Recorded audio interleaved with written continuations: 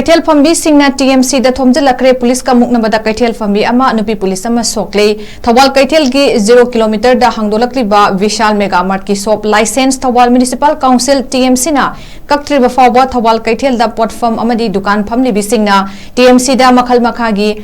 Makal amatagi text thiraroi amadi Thawal Keithel thonglon duna akan makhongjang changsilagani haina laukthokraba matung ngasidagi Thawal Keithel gi dukan sing thonglonakre Keithel famna khidre pawasina hai ngasi ayuktagi hauna Thawal Keithel famli bising amadi Keithel da dukan hangli bisingna Keithel da wakat mi fam duna laikhibaga loinana nungthil gi matamda Keithel Fambi Singna Thawal Municipal Council gi office da thomjilakhi adumakpu masing yamlaba police singna thingduna thamki Keithel Fambi Singna Tmc gi mihut sing unaduna wari sanagi haiduna Sangsinana bahona rakpada police ka Muknabada Keithel Fambi amaga Nupi police amaga asok apan nangki amadi Keithel Fambi Singna Tmc ki gate ta phamjinduna leiki hairi khongjang adura sarok yakhibi irom subasini kaubi Keithel Fambi amana phongdorakpada Keithel Fambi Singna ngarang dagi sintha leptuna khongjang changsilakpa sida Thawal Municipal Council Tmc ki maike digi karigum ba wafam amata phongdoraktaba sigamna pende Keithel Fambi Singna Tmc da wari sanagi haina lakpa matamda police na ngaktuna gate ta solonduna leramle hairaduna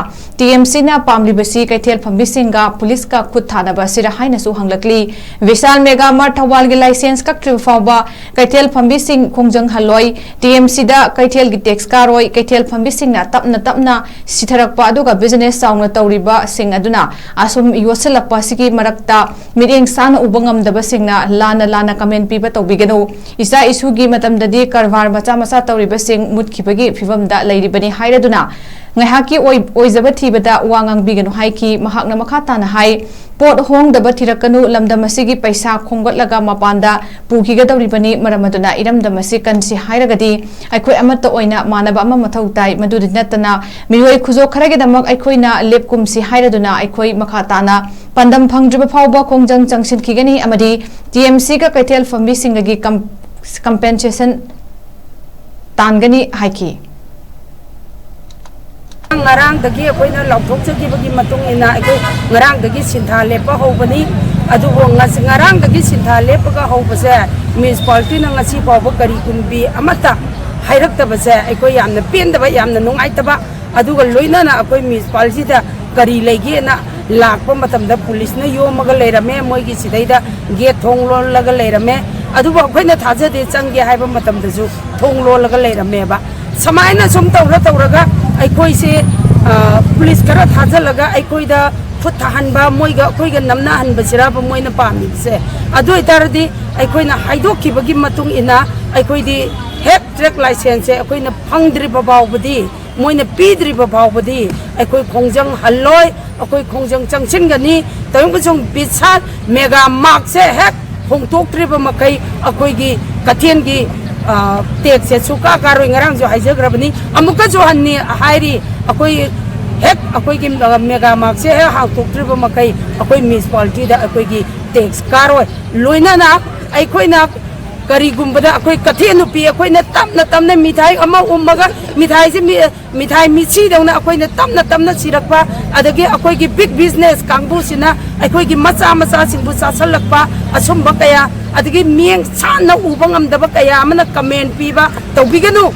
akoi na haijari basini tawbiganu akoi gi haktaktadi phai icha ison suron dadi pura mutki bagi phibam da leirini akoi haktaktadi phai ba aduga comment pidi ba kangbu singdusu bisan ho pot hongi adu tawida tawina haibado adusu tawbiganu mase mayang ga manaraga akoi manipur ki pasa khongkat ki bani ngahak gi oijaba pambado adu tongnagum se akoi gi iramdam irei pa ase kanje hairagadi akoi maitai furup ase akoi khunai ase manaba changi manaba sakta mama utpa changi adu di natadana miyoi khujo kharagi damakta akoi lepadi lepum jeba aduna akoi na haidokibagi matung ina khongjang kayama makhata na hayengju changchang gi gani ngasi sintha lepiba asmaina hayengju adum akoi adum changchan gini akoi gi pandam phangdri bawa aikoi changchen gini karigumba masidai sida aikoi pandam phangdragana aikoi nupi singi compensation municipality da tan gine compulsory akoi ge nupi singi compensation municipality da tan gine ba karigi tandori ba ngasi nupi angang singsina macha masu kathenda mingondagi selunbi puraga mai kathenda yonjari ba pot